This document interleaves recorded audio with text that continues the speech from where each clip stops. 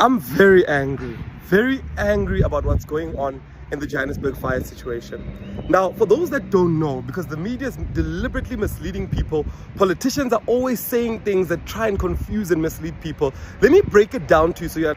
Now, there's over 100 buildings that they claim is hijacked. Let me explain what that actually means in English. What that means is that they sit down, they register NGOs in their children's names, in their relatives' names, and they claim those buildings from the city of Joburg for themselves. So an NGO for gender-based violence, an NGO for Nyaupe children, an NGO, they register random NGOs, and these NGOs get free buildings from government.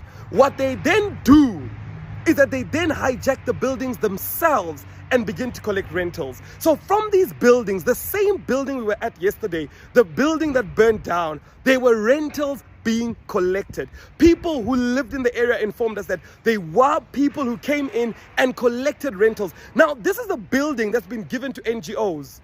Why are rentals being collected?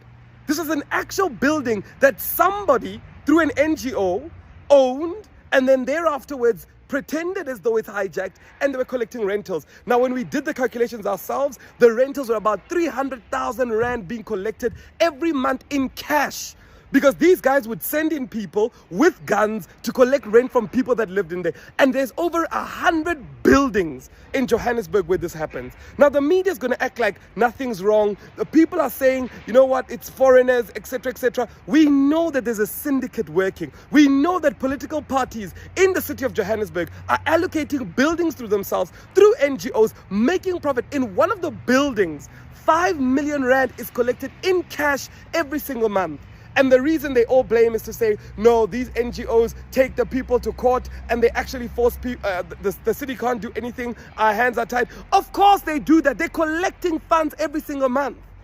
I don't understand why the media is not asking the people that are actually involved to find out what's going on. So there's a whole lot of corruption, and we need to open up our minds and actually see it for what it is.